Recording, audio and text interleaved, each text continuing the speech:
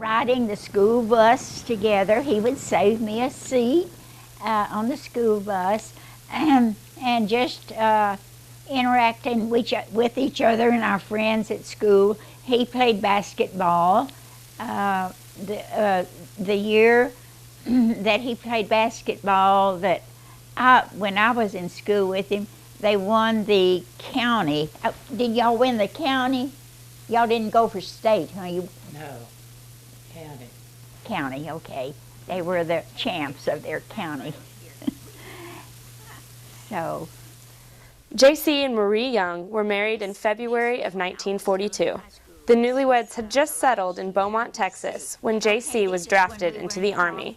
He was sent to Florida for basic training and then to California, but Marie wasn't going to let any distance stand between them. He didn't tell me to come out there, but I decided on my own that I would go out there and meet him. So my parents lived in Crosby, Texas, so I had $37, I'll never forget that, in my my amount of money that I had. So believe it or not, I put it in I wore socks and shoes at that time, so I put it in my sock where I would be sure not lose it, because if he couldn't see me out there, I had money to buy a ticket to come back home. After I got out there to Los Angeles, I had to go in the depot and get change trains. I was on a train, and so while I was there, I sent him a telegram, and I told him that I would be arriving at I think 5 o'clock that afternoon, and so, no, I was leaving Los Angeles at 5 o'clock, and I would be in to Sacramento, and for him to meet me at the depot. Whenever I when I left Los Angeles, I thought, oh, everything's going to be great because he's going to be waiting at the depot for me. Well, sure enough, don't you know, they were having landslides, and I was on this train, and they were having landslides ahead, so our train was stopped. So we sat in that train overnight. There were a lot of the women that had husbands that were in the service. They had little children. They were cold. Their little children were crying.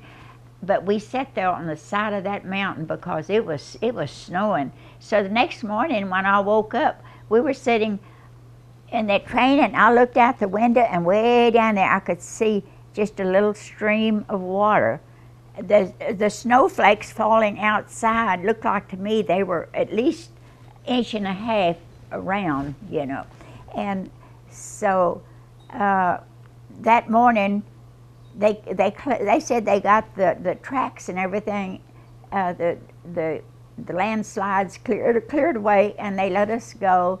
Well, that threw me into getting into Sacramento that night at 9 o'clock.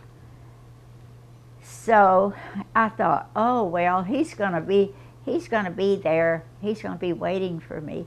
Well, you can imagine how I felt when I got off of the train, and there was no JC. And I thought, oh, you know, what am I going to do? So, no, being that I came from Houston, we lived out in the country. All I had ever seen was my aunt lived in town, and she had a phone, and she would pick it up, and number please. But I had never seen these phones that hang on the wall. Anyway, like they had the dial phone, and I thought, man, I don't know how to work that, you know, and how am I going to get in touch with him? And my mother had always told me, said, whenever you're out traveling or anything, if you need some help, always call on a policeman. So I looked all around and I didn't see a policeman. You don't usually see a policeman in a depot. So I sat there. I thought, well, if I have to sit here all night, in the morning, if he doesn't show up, I'll just buy my ticket and head back home. Well, don't you know, there was a policeman appeared in the depot, and I said, will you help me? And he said yes, and I told him what my problem was, and he says, well, I'll get in touch with the air base, and I'll try to locate your husband. So he did. He called and he told me, he said, now when that telephone rings, you answer it. So I did, and it was JC. And he said, I can't come in to meet you. He says, I'm on KP right now. And so his commanding officer was sitting there, and he began to question him. And JC told him, says, my wife just arrived from Texas. And so he told my husband, he said, now if you will promise me that you will be back here at Reveille, which is 5 o'clock in the morning, he says, I will let you go and you can meet her. So.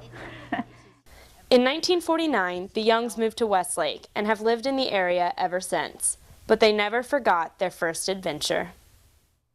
Things were different back then, and I don't know, when you're young, you're brave, you know. I just want adventure, wanted to be with him, you know, so.